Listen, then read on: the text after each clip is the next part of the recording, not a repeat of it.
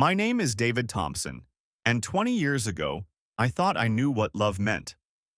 I was 42, working as an insurance adjuster in suburban Cleveland, married to Sarah for 2 decades, and father to twin 16-year-old boys, Jake and Ryan. Our life seemed picture perfect from the outside, the kind of middle-class American dream that insurance companies like mine help protect.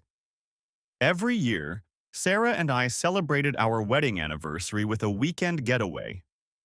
It was our tradition, something we'd maintained even when money was tight during the early years with newborn twins.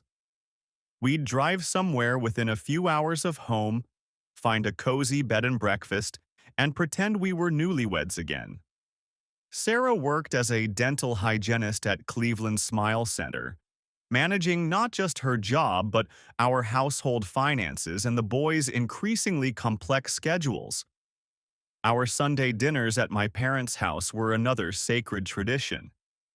Mom would cook her famous pot roast, Dad would complain about the Browns' latest disappointment, and the boys would argue about everything from video games to girls.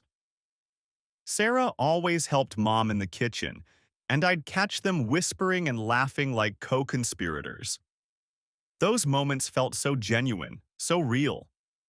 But as our 20th anniversary approached in late September, I wanted to do something extraordinary. Sarah had always talked about Alaska, the glaciers, the northern lights, the untamed wilderness. She'd cut out pictures from travel magazines and stick them on our refrigerator, dreaming out loud about seeing whales breach in icy waters. So I did something completely out of character. I booked us a 10-day Alaskan cruise for early October, the kind of extravagant vacation we'd never been able to afford. It cost $8,000, money I'd been secretly saving for 3 years by working overtime and skipping lunches.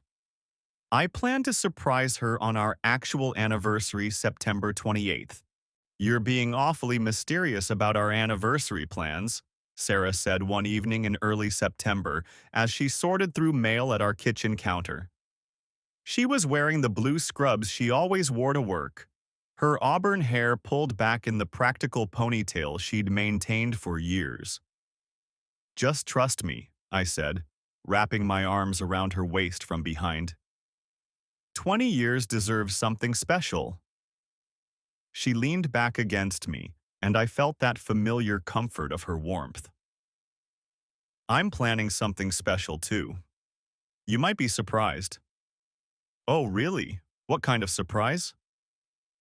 Sarah turned in my arms, her green eyes sparkling with what I thought was mischief. "If I told you, it wouldn't be a surprise, would it? I should have recognized the warning signs then. The way she avoided my gaze when she smiled, the slight tension in her shoulders, the fact that she'd been taking more evening shifts at the dental office lately. But I was so focused on my own surprise that I missed all the red flags fluttering right in front of me. The first real sign something was wrong came on a Wednesday evening in mid-September. I'd left work early to pick up Jake and Ryan from soccer practice because Sarah was supposed to be at her monthly book club meeting. When I got home at 7:30, expecting to find Sarah reading in bed or preparing for her meeting, the house was empty. She walked in 20 minutes later, carrying her purse but no books. "Hey," I said, looking up from helping Ryan with his algebra homework. "How was book club?" "Book club?" Sarah looked confused for a split second before her expression cleared. "Oh, it was canceled. Patricia's daughter got sick, so we rescheduled for next week." "That's too bad. What were you reading?" Um, Sarah paused, setting her purse down carefully. "We were supposed to discuss The Seven Husbands of Evelyn Hugo. Have you seen it around? I thought I left it on the nightstand." I hadn't seen any book on her nightstand, but I didn't think much of it at the time. "Maybe it's in the car?" "Maybe." She headed upstairs quickly. "I'm going to shower before dinner." It wasn't until later that evening, lying in bed while Sarah slept beside me, that I realized she'd never answered my question about where she'd been. If book club was canceled, where had she spent those 3 hours? The following week brought more inconsistencies. Sarah started volunteering for evening shifts at the dental office, claiming Dr. Harrison needed extra help with his expanding patient load. She joined what she called a business women's networking group that met twice a week. Her phone started buzzing with texts at odd hours, messages she'd glance at quickly before deleting. "Who keeps texting you?" I asked one Thursday evening as her phone buzzed for the third time during dinner. "Just work stuff," Sarah said, not looking up from her plate. "Dr. Harrison sends reminders about schedule changes." Jake looked up from his spaghetti. "Since when does Dr. Harrison text you directly? I thought he had a receptionist for that." Sarah's fork paused halfway to her mouth. "He's been more hands-on lately, trying to improve communication with the staff." Ryan, always the more observant twin, frowned. "But Mom, didn't you say last week that, 'Can we please just eat dinner without the third degree?'" Sarah snapped, something she'd never done before during our family meals. The boys exchanged glances and I felt a cold knot forming in my stomach.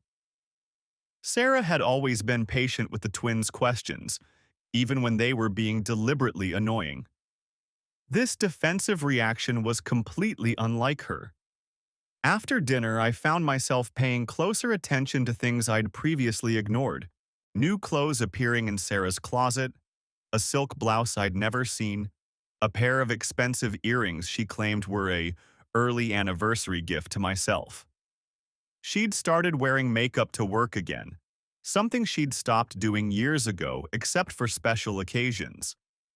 The Wednesday incident that really opened my eyes happened 3 weeks before our anniversary.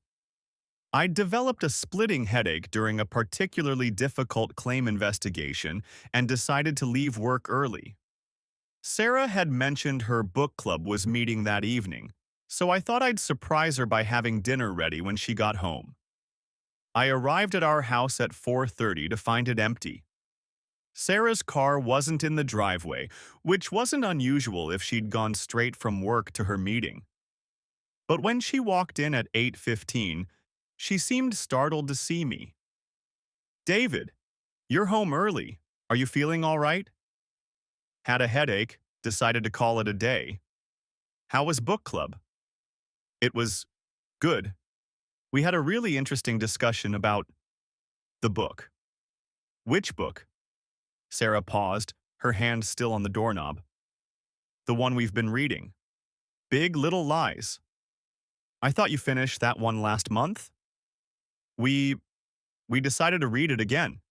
Different perspectives, you know?" I walked closer to her, noticing something I'd missed before. "Sarah, you smell like cologne." She stiffened. "Cologne?" "Men's cologne. Kind of expensive smelling." "Oh, that's probably from Tom Bradley. He was sitting next to me during the discussion. You know how he always wears too much of that stuff." I'd never heard of Tom Bradley, and in all the years Sarah had been in book club, she'd never mentioned any men being part of the group. But I wanted to believe her explanation, so I pushed down my suspicions. "I was thinking we could go grocery shopping together this weekend," I said. "Maybe pick up some stuff for a nice dinner Sunday." "Actually, I already went shopping today. Before book club, everything's in the car." I looked out the window at her empty Honda Accord. "Where are the groceries?" Sarah followed my gaze, and I watched her face cycle through several emotions before settling on irritation. "I left them at Patricia's by mistake. We were talking and I got distracted. I'll pick them up tomorrow." That night, I lay awake long after Sarah had fallen asleep, staring at the ceiling and trying to make sense of the inconsistencies. My wife of 20 years was lying to me, but I couldn't understand why. We'd always been honest with each other, sometimes brutally so. During our early marriage counseling sessions, we'd gone through a rough patch when the twins were toddlers. We'd learned to communicate openly about everything. The next morning, I did something I'd never done in our entire marriage. I checked our joint credit card statements online. What I found made my hands shake as I scrolled through the charges. Dinner at Romano's Italian Bistro on September 8th, a restaurant downtown that cost more than Sarah and I would ever spend on a casual meal. A charge at the Marriott Hotel Bar on September 15th. Lunch at Le Bernardin on September 22nd, the same day Sarah claimed she was working a double shift. None of these places were anywhere near her dental office or our usual haunts. And they were all charges made during times when Sarah was supposedly at work or book club.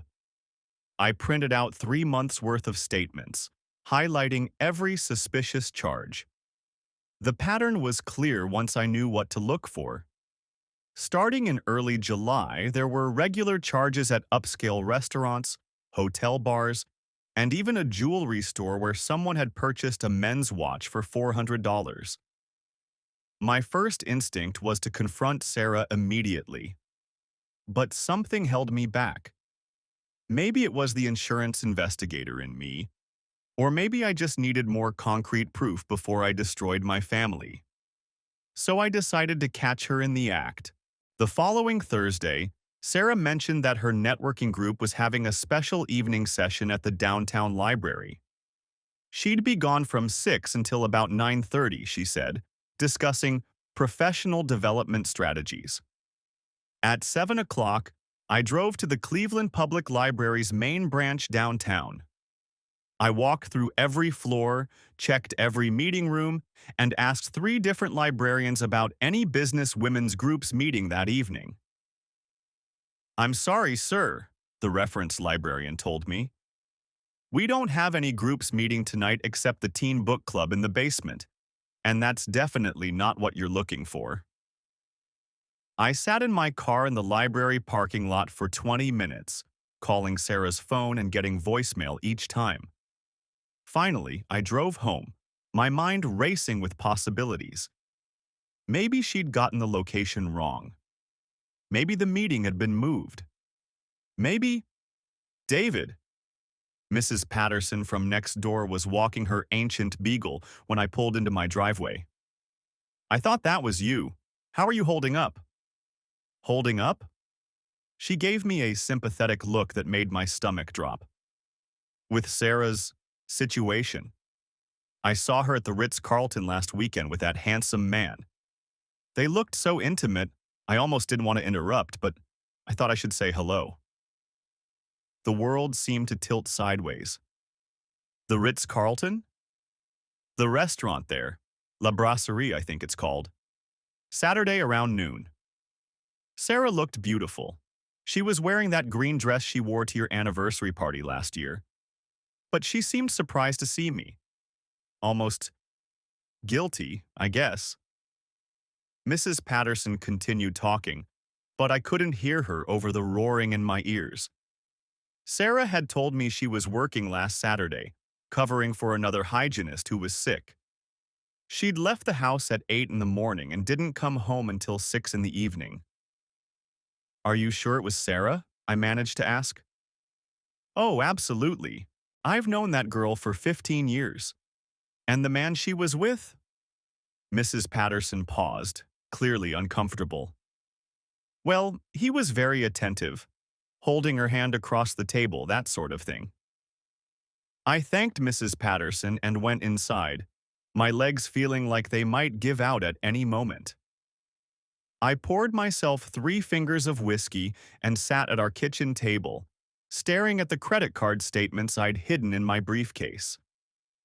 Saturday lunch at La Brasserie, $168. The charge I'd assumed was a business lunch with colleagues was actually my wife having an intimate meal with another man. A man who wasn't her husband of 20 years. a man who clearly meant enough to her that she'd lie repeatedly to spend time with him. When Sarah came home at 9:45 that evening, I was waiting for her in the living room, the credit card statement spread across the coffee table like evidence at a crime scene. "David, why are you sitting in the dark?" I turned on the lamp beside my chair. "How was your networking meeting?" "It was good, really productive. We talked about—" "Sarah." I held up one of the statements. "We need to talk." She saw the papers and went completely still. For a long moment, neither of us spoke. Then she sat down across from me, her hands folded in her lap like a child who'd been caught stealing. "I can explain," she said quietly. "Please do. Start with Romano's Italian Bistro on September 8th, or maybe the Marriott Bar on the 15th. Or how about that $400 watch you bought someone on August 30th? Sarah's face went pale. "David, Or you could explain why the librarian told me there was no networking group meeting tonight. Or why Mrs. Patterson saw you having lunch at the Ritz-Carlton last Saturday when you were supposedly working. It's not what you think." "What is it then?" "Because from where I'm sitting, it looks like my wife has been having an affair for the past 3 months and lying to me about everything." Sarah started crying then, but they weren't the tears of someone who'd been falsely accused. They were the tears of someone who'd been caught. "His name is Michael Harrison," she whispered. The name hit me like a physical blow. "Dr. Harrison? Your boss?" She nodded, not looking at me. "It started as just conversations. He was going through a divorce and I was feeling, I don't know, invisible. Like I'd disappeared into being just a mom and a wife and forgotten who I was as a person." "So you decided to remember by sleeping with your boss?" "It wasn't supposed to happen. We started talking during breaks and he was so attentive.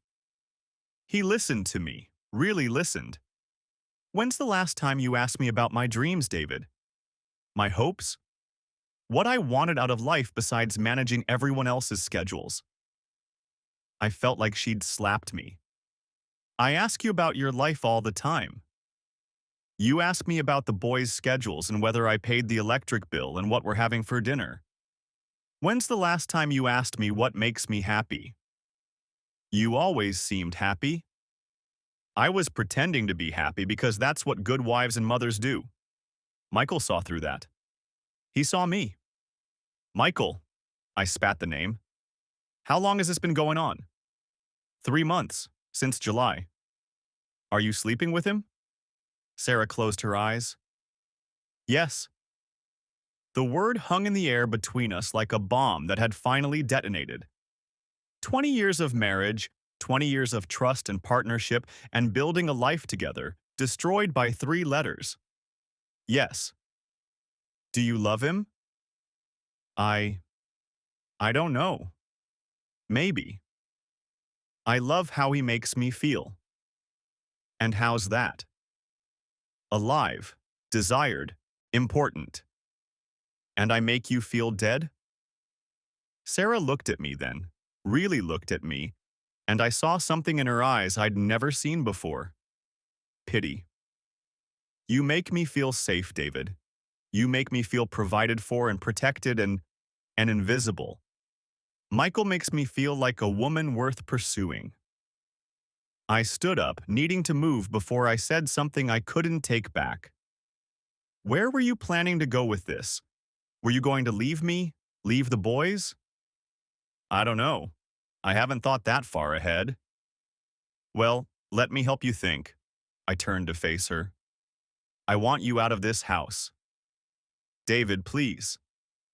"I want you out tonight. Pack whatever you need and go stay with your sister or your new boyfriend or anyone else who isn't me." "What about the boys?" "What about them? You should have thought about Jake and Ryan before you decided to destroy their family." Sarah stood up, her tears flowing freely now. "David, please. We can work through this. Couples do it all the time. It was a mistake, a terrible mistake, but we can... No. The word came out flat and final. We can't. I could maybe forgive you for sleeping with him, Sarah. Maybe. But I can't forgive you for lying to me every day for 3 months. I can't forgive you for making me feel crazy when I started noticing things. I can't forgive you for planning to humiliate me on our anniversary while I was planning to surprise you with your dream vacation. Anniversary? Sarah looked confused. I went to my briefcase and pulled out the cruise tickets I'd hidden there for weeks. 10 days in Alaska, Glacier Bay, whale watching, the Northern Lights, everything you ever said you wanted to see. Sarah stared at the tickets, and fresh tears started flowing. Oh, David. Oh, no. Yeah. Oh, no. I put the tickets back in my briefcase. I'll be canceling these tomorrow, along with our joint credit cards and bank accounts. You can't do that. I work too. I contribute to this family. You contributed to someone else's family for 3 months. Now you can figure out how to contribute to yourself. Sarah packed 2 suitcases while I sat in the kitchen, staring at our family photos on the refrigerator.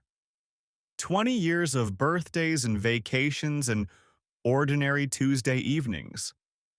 The boys' school pictures from kindergarten through their current junior year. Sarah and me at last year's anniversary dinner, both of us smiling like we meant it. When she came downstairs with her bags, she tried one more time. David, I know you're angry, and you have every right to be. But don't make any permanent decisions tonight. Let's see a counselor. Let's try to... Sarah. I looked at her. This woman I'd loved for more than half my adult life. If you walk out that door tonight, don't come back. I mean it. This marriage is over. She hesitated at the door, looking back at me with something that might have been regret. Then she left, and I was alone in the house where we'd raised our children and built our life together. I didn't sleep that night. Instead, I sat at my computer researching divorce attorneys and trying to figure out how to tell my 16-year-old sons that their mother had been living a double life for months. The boys came home from school the next day to find me sitting at the kitchen table with a stack of legal documents. "Where's Mom?" Jake asked, dropping his backpack by the door in the spot where Sarah would normally tell him to hang it up properly. "Sit down, boys. We need to talk." I told them as gently as I could, but there's no gentle way to explain that their mother had been having an affair. Jake, who'd always been Sarah's defender in any family disagreement, refused to believe it at first. "You're lying," he said, his face flushed with anger. "Mom wouldn't do that. You must have done something to drive her away." Ryan, the quieter twin, asked more practical questions. "Where is she living? Can we still see her? Are you getting divorced?" "She's staying with Aunt Lisa. You can see her whenever you want. And yes, we're getting divorced." "This is bull," Jake stood up abruptly. "You probably haven't paid attention to her in years. And now you're acting like the victim because she found someone who actually cares about her." His words hit harder than I expected, because part of me wondered if he was right. Had I become so comfortable in our marriage that I'd stopped really seeing Sarah? Had I taken her for granted while she slowly suffocated under the weight of routine and responsibility? But then I remembered the lies, the elaborate deceptions, the credit card charges for meals with another man while she told me she was working late. Whatever problems we'd had in our marriage, that level of betrayal wasn't justified. The next few months were a nightmare of legal meetings, financial disclosures, and custody negotiations. Sarah hired an aggressive attorney who painted me as a controlling husband who'd driven his wife to seek emotional connection elsewhere. My attorney, a sharp woman named Rebecca Rodriguez, focused on the financial infidelity and the pattern of deception. She used joint marital funds to conduct an extramarital affair, Rebecca explained during one of our meetings. Every dinner, every hotel drink, every gift she bought him with your money is going to work in your favor. The boys split their time between our house and Sarah's new apartment, but the dynamics were complicated. Jake blamed me for the divorce and made no secret of his preference for staying with his mother. Ryan tried to remain neutral, but I could see the confusion and hurt in his eyes every time he looked at either of us. Sarah's affair with Dr. Harrison became an open secret at the dental office, which created its own set of problems. Sarah eventually quit her job, whether voluntarily or not, I never found out, and took a position at a different practice across town. The financial strain of maintaining two households meant I had to take on additional freelance work, often working nights and weekends while trying to be present for the boys. Our 20th anniversary came and went without acknowledgement. I spent that evening alone in our house, looking through photo albums and wondering how I'd missed the signs that my wife was so unhappy. Had there been moments when she'd tried to tell me what she needed? Conversations I'd dismissed or ignored because I was focused on work or the boys or the endless logistics of family life? The worst part was the impact on my parents. Dad, who'd always treated Sarah like the daughter he'd never had, was devastated by the news. Mom tried to be supportive, but I could see the confusion in her eyes. Sarah had been part of our family for 20 years, joining us for every holiday and celebration, caring for my parents when they were sick, remembering birthdays and anniversaries when I forgot. I just don't understand it, Mom said one Sunday evening after a particularly tense family dinner where Sarah's absence felt like a gaping wound. She always seemed so happy with you boys. I guess she was a better actress than any of us realized, I replied. But even as I said it, I wondered if that was fair. Maybe Sarah had been happy in the beginning. Maybe somewhere along the way, without either of us noticing, that happiness had curdled into resignation. The holidays that year were a disaster. We tried to maintain some normalcy for the boys' sake, but everything felt forced and artificial. Christmas morning, which had always been a chaotic celebration of family togetherness, became a carefully negotiated custody exchange. Jake spent most of the day texting his mother, while Ryan tried valiantly to pretend everything was normal. 3 months after Sarah moved out, I received some unexpected news that changed everything. Dad called me at work on a Tuesday afternoon, his voice strained and frightened. "David, I need you to meet me at the hospital. I think I'm having a heart attack." I left work immediately and arrived at Cleveland Clinic to find Dad in the emergency room, hooked up to monitors and looking pale and scared. Mom was already there, holding his hand and trying not to cry.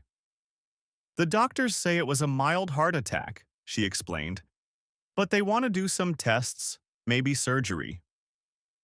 I called the boys immediately, and they left school to meet us at the hospital. What I didn't expect was for Sarah to show up an hour later, looking as worried and frightened as the rest of us.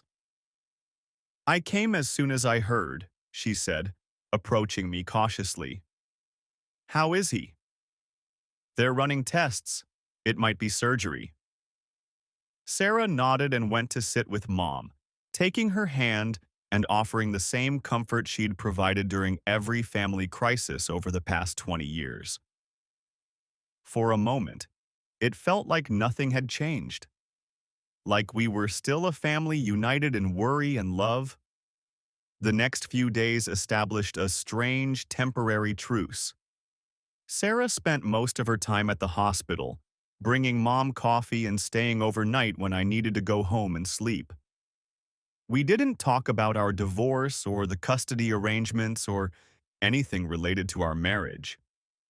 We focused entirely on Dad's recovery and supporting Mom through the scariest few days of her life. Dad's surgery went well, but his recovery was slow. During the long hours of waiting and worrying, I watched Sarah interact with my family and felt a complicated mix of emotions. This was the woman who'd betrayed me and destroyed our marriage, but she was also the woman who'd been part of my family for 20 years.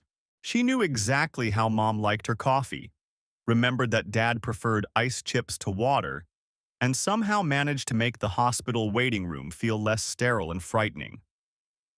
Jake spent most of the hospital vigil with his mother, and I noticed how natural they seemed together. How Sarah could comfort him in ways I apparently couldn't. It made me wonder if part of Jake's anger toward me wasn't just about the divorce, but about feeling like he'd lost the parent who really understood him. On the fourth night of Dad's hospitalization, something happened that shattered the fragile peace we'd maintained. I was in the cafeteria getting coffee when I saw Jake sitting alone in a corner, crying. I approached him carefully, unsure if he'd welcome comfort from me. "Hey, buddy, you okay?" Jake looked up at me with red, swollen eyes. "Dad, I heard Mom talking to him." "Talking to who?" "Dr. Harrison, on the phone. She thought I was in the bathroom, but I was just around the corner from the waiting room." My stomach dropped. "What did she say?" "She was telling him she missed him and couldn't wait to see him again. That she was only here because she had to be, but she'd rather be with him." Jake's voice broke. "She said Grandpa's heart attack was just another family drama she had to deal with." I felt a rage so pure and intense that I had to grip the cafeteria table to keep myself steady. Sarah had been playing the role of concerned family member while secretly resenting every moment she spent away from her lover. She'd been comforting my mother and supporting my family while complaining to Dr. Harrison about what an inconvenience it all was. "Dad?" Jake was looking at me with an expression I'd never seen before. Fear. "What are you going to do?" "Nothing right now. Grandpa needs all of us focused on him getting better." "But Jake, I need you to understand something. Your mother made choices that hurt all of us, not just me. She chose to lie and cheat and put herself before her family. That's not your fault and it's not my fault. It's her choice." Jake nodded slowly, and for the first time since the separation, I saw something other than anger in his eyes when he looked at me. We didn't confront Sarah about the phone call until after Dad was released from the hospital a week later. But knowing what I knew, I couldn't stand to watch her play the devoted daughter-in-law while secretly counting the minutes until she could get back to her affair. The final confrontation happened at our house on a Saturday afternoon in February. Sarah had come to pick up some belongings she'd stored in our basement, and the boys were both there doing homework. I asked her to step into the kitchen for a private conversation. "Jake heard your phone call with Dr. Harrison last week." Sarah's face went white. "What phone call?" "The one where you called Dad's heart attack a family drama and told your boyfriend you'd rather be with him than supporting your family during a medical crisis." "David, don't." I held up my hand. "Don't you dare try to explain that away. My father almost died, Sarah. My mother was terrified and needed support, and you were treating it like an inconvenience that was keeping you away from your affair." "It wasn't like that." "It was exactly like that. And now both boys know it. Jake finally understands what kind of person you really are." Sarah started crying, but I felt no sympathy for her tears. "I never meant for any of this to happen." "But it did happen. You made it happen. Every single choice that led to this moment was yours." "I know I've made mistakes." "Mistakes?" I laughed bitterly. "Sarah, you didn't make mistakes. You made calculated decisions to betray your family over and over again for months.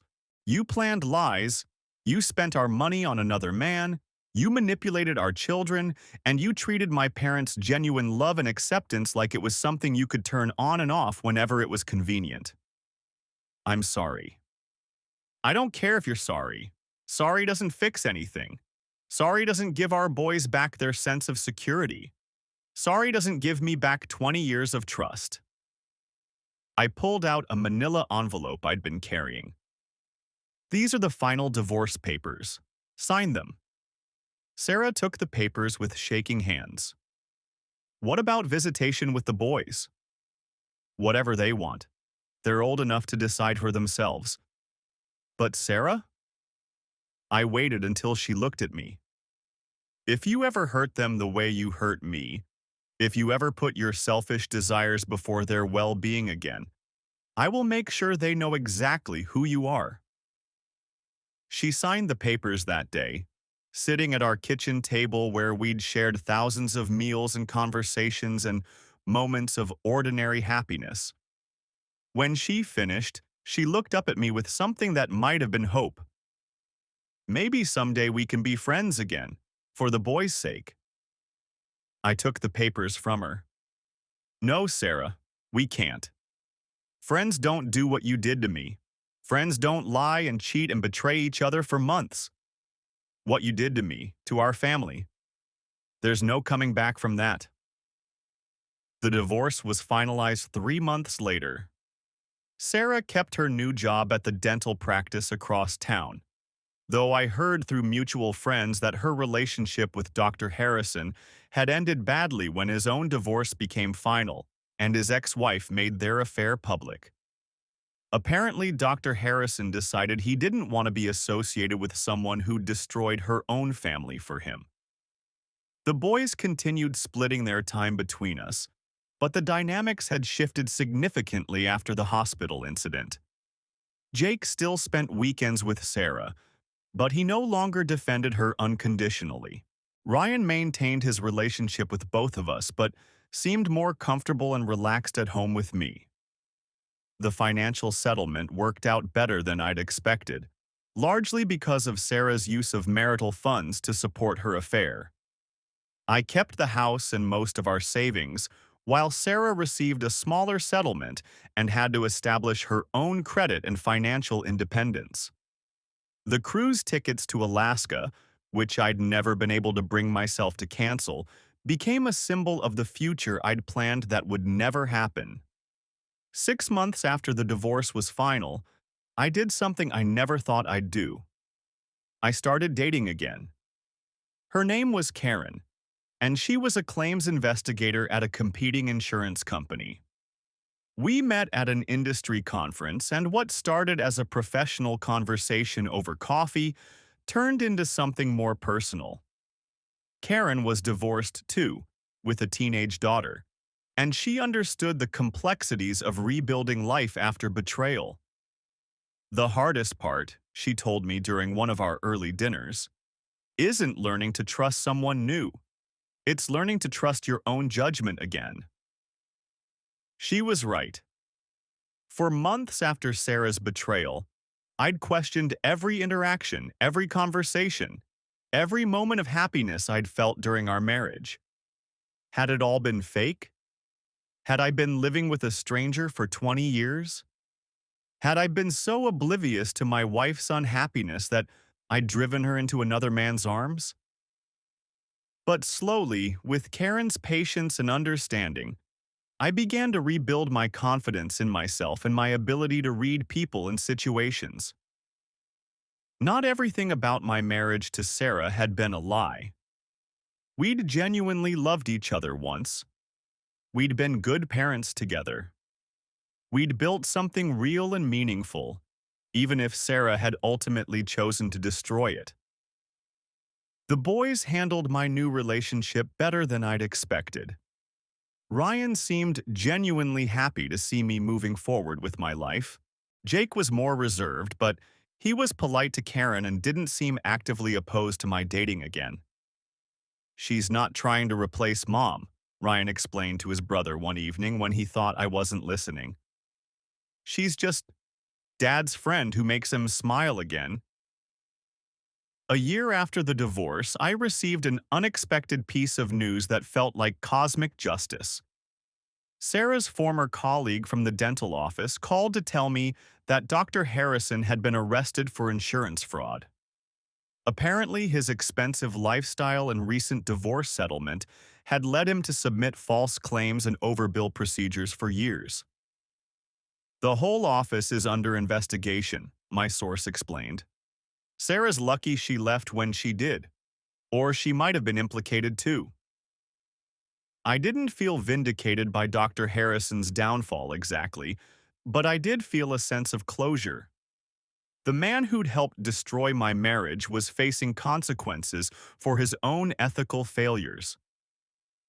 Sarah had chosen to blow up her family for someone who turned out to be a criminal. 2 years after our divorce, I made a decision that surprised everyone, including myself. I booked a cruise to Alaska. Not the same cruise I'd planned for our anniversary. That felt too connected to the life I'd lost. Instead, I chose a different ship, a different itinerary, and a different companion. Karen had never been to Alaska either, and when I suggested the trip, her face lit up with the same excitement I'd once seen in Sarah when she looked at those magazine pictures on our refrigerator. "Are you sure?" Karen asked. "I know Alaska was something you and Sarah talked about." "Sarah talked about Alaska," I corrected. "I'm talking about it with you. That makes it ours, not hers." The cruise was everything I'd hoped it would be and more. We saw humpback whales breaching in glacier-fed waters, stood on deck watching the northern lights dance across the sky, and hiked through temperate rainforests that felt like stepping into another world. Karen took hundreds of pictures, narrating each one with the enthusiasm of someone discovering magic for the first time. On our last night aboard the ship, standing on deck watching the stars reflect off the water, Karen took my hand and said something that surprised me. "Thank you for not letting what happened with Sarah stop you from trying again. Thank you for being worth trying again for." When we returned home, I showed the boys our pictures and told them about our adventures. Jake, now a senior in high school and headed to college in the fall, seemed genuinely interested in our stories. "You look happy, Dad," he said, scrolling through photos on my phone. "Really happy. Not like you're pretending to be happy."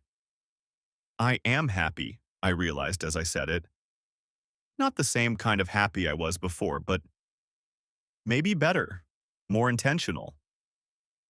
Ryan, who'd always been wise beyond his years, nodded thoughtfully. "Sometimes good things come from bad things, right? Like, you wouldn't have met Karen if Mom hadn't, you know." "That's true. But Ryan, I want you to understand something. What your mother did was wrong, and it hurt all of us badly. But I don't regret the 20 years we had together, because those years gave me you and Jake. They taught me things about myself and about love and about what I really value in a relationship. Do you ever think about forgiving her?" The question caught me off guard. I'd been so focused on moving forward that I hadn't spent much time thinking about forgiveness. "I've forgiven her enough to stop being angry," I said carefully. "But forgiveness doesn't mean forgetting, and it doesn't mean trust. Your mother made choices that changed all our lives forever. I can accept that those choices led me to a different kind of happiness, but I can't pretend they didn't happen." 3 years after our divorce, Sarah made an attempt to reconnect with the family. She called me on a Wednesday evening, her voice tentative and uncertain. "David, I know we don't usually talk, but I wanted to ask you something." "What is it, Sarah?" "Jake is graduating next month, and I was wondering, would it be possible for us to attend the ceremony together, as a family?" I know things have been complicated, but this is such an important day for him. I considered her request carefully. Jake had maintained a relationship with both of us, but separately. Family events had become carefully choreographed affairs where Sarah and I attended different portions or sat on opposite sides of auditoriums. What does Jake want? He said he'd like us all to be there together, but only if we could be civil. I can be civil, Sarah. The question is whether you can handle being around the family you chose to leave. There was a long pause. I deserve that. And yes, I can handle it. Jake's graduation was a strange experience. Sarah and I sat together in the auditorium, cheering for our son alongside Karen and Ryan and my parents. For 2 hours, we functioned as some version of a family unit, united in our pride for Jake's achievements. During the reception afterward, I watched Sarah interact with my parents for the first time since Dad's hospitalization. The warmth was gone, replaced by polite distance, but there was no hostility. Mom hugged her briefly and asked about her new job. Dad shook her hand and thanked her for coming. She looks older, Mom commented to me later as we watched Sarah talking to Jake across the room. Sadder. She was right. The vivacious woman who'd left our family to pursue excitement and passion had been replaced by someone who seemed diminished, uncertain. I felt no satisfaction in observing her apparent unhappiness, but I also felt no urge to comfort her. As the reception wound down, Sarah approached me one final time.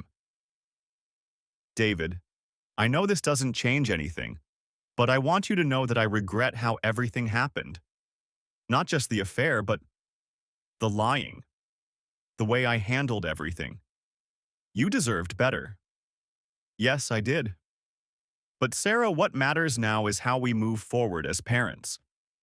The boys still need both of us in their lives, just separately. I understand. And David? I'm glad you found Karen. You seem lighter, happier.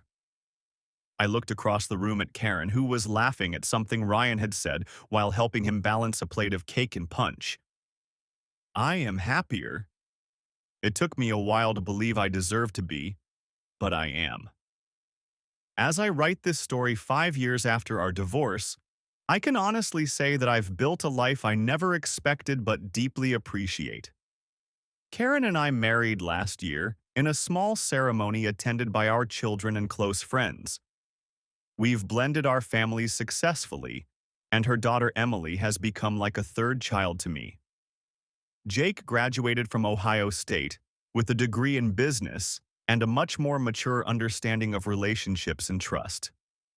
He maintains contact with both Sarah and me, but he's never forgotten the lessons he learned during our family's crisis. Ryan is thriving in his sophomore year at Case Western, studying engineering and dating a lovely girl who reminds me of the person I thought Sarah was when we first met. Sarah remarried 2 years ago to a man named Robert who works in accounting. I've met him briefly during family events, and he seems like a decent person who hopefully has no idea what Sarah is capable of when she's unhappy. The boys like him well enough, and he makes no attempt to replace me as their father. My parents have accepted Karen completely, and she's become the daughter-in-law they lost when Sarah chose to leave our family. Dad's health has remained stable, and he often jokes that surviving his heart attack was worth it because it led to upgrading to a better daughter-in-law. The house where Sarah and I raised our children has become a home for Karen and me, with new memories layered over old ones. We've redecorated several rooms, turning Sarah's former office into a space where Karen can work from home. The kitchen where Sarah and I had our final confrontation is now where Karen and I cook dinner together while talking about our days. I've learned things about myself and about love that I never would have discovered if Sarah hadn't betrayed me. I've learned that trust, once broken, can't be repaired, but it can be rebuilt with the right person. I've learned that happiness isn't something that just happens. It's something you choose and work toward every day. I've learned that being alone is better than being with someone who doesn't value what you have together. Most importantly, I've learned that my worth as a husband, father, and human being wasn't determined by Sarah's choices. Her decision to have an affair and destroy our marriage wasn't a reflection of my inadequacy. It was a reflection of her character and values. Karen and I recently booked another cruise, this time to the Mediterranean. As I watch her plan our itinerary with the same excitement Sarah once showed for Alaska, I'm struck by the difference between them. Karen includes me in every decision, asks for my input, and makes it clear that the experience matters to her because we're sharing it together. She doesn't need the trip to feel alive or desired. She needs it because she wants to create memories with the person she loves. Sometimes people ask me if I think Sarah ever truly loved me, or if our entire marriage was built on a foundation of lies. The answer is complicated. I think Sarah loved the security and stability I provided. I think she loved being part of my family and the role of mother to our children. I think she even loved me, in her way, for the first 15 years of our marriage. But I don't think Sarah ever loved me enough to prioritize our relationship when it became inconvenient or required work. She didn't love me enough to communicate when she was unhappy. She didn't love me enough to consider the devastation her choices would cause. She didn't love me enough to be honest when she met someone else who made her feel exciting things I apparently couldn't provide. That's not the kind of love that sustains a marriage through difficult times. That's not the kind of love that builds a foundation strong enough to weather storms. That's conditional love. Love that exists only as long as all conditions are perfect and no sacrifice is required. The love I have with Karen feels different. It's built on choice rather than circumstance, on daily decisions to prioritize our relationship even when it's difficult. When Karen is frustrated with work, or I'm stressed about the boys, or we disagree about money or schedules, we talk about it directly instead of seeking comfort elsewhere. We've built systems for handling conflict and disappointment that strengthen our relationship rather than weakening it. I don't know if Sarah is happy in her new marriage. I hope she is, for the sake of everyone involved, including our sons who still need a mother they can respect. But her happiness isn't my responsibility anymore, and her unhappiness wouldn't be my fault. My responsibility is to the life I've built with Karen, to the relationships I maintain with my children, and to the man I've become through surviving the worst betrayal of my life. I'm responsible for showing Jake and Ryan what a healthy marriage looks like, what it means to choose your partner every day, and what it looks like to rebuild after devastation. 5 years ago, I thought my life was over when I discovered Sarah's affair. I thought 20 years of marriage meant something that couldn't be destroyed by poor choices and selfishness. I was wrong about the indestructibility of our marriage, but I was right about the value of those 20 years. They taught me what I wanted in a relationship, what I deserved from a partner, and what I was willing to accept. They also taught me what I would never accept again. The revenge I took on Sarah wasn't dramatic or destructive. I didn't try to ruin her career or turn the boys against her or publicly humiliate her. My revenge was simpler and more powerful. I built a better life without her.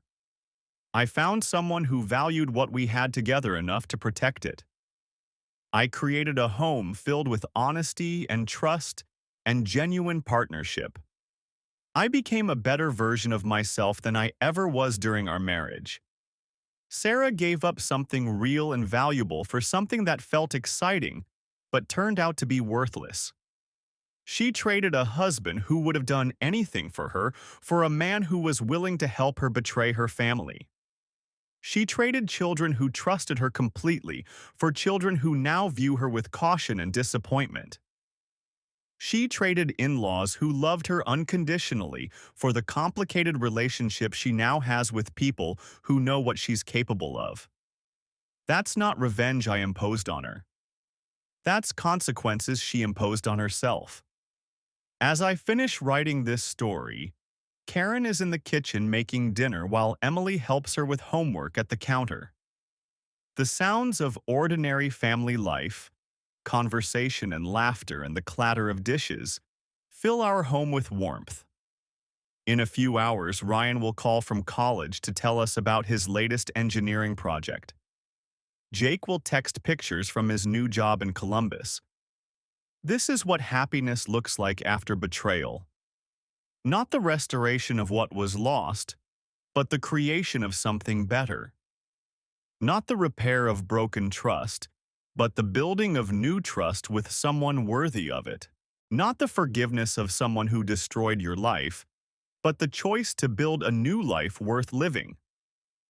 Sarah thought she was choosing excitement over security, passion over stability, adventure over routine. What she actually chose was selfishness over commitment, deception over honesty, temporary pleasure over lasting love. I chose differently. And 5 years later, sitting in a home filled with genuine love and partnership, I know I chose correctly. The story of my marriage to Sarah is over. The story of my life is just beginning.